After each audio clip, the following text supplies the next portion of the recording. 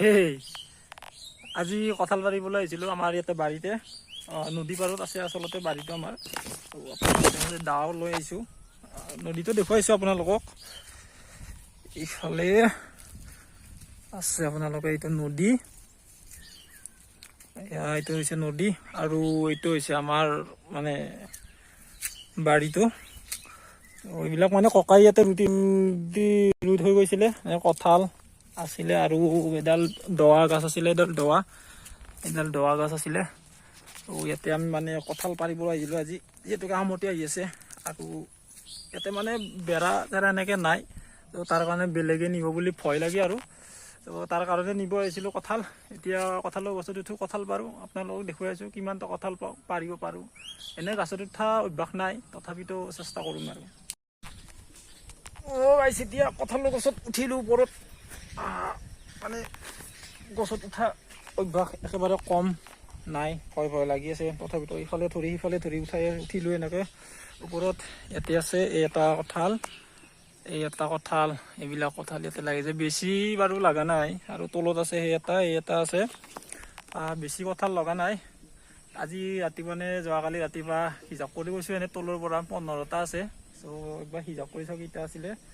তাত 2টা 3টা 4টা 5টা 6টা 7 8 9 10 11 12টা দেখিলোঁ এতিয়ালৈ আৰু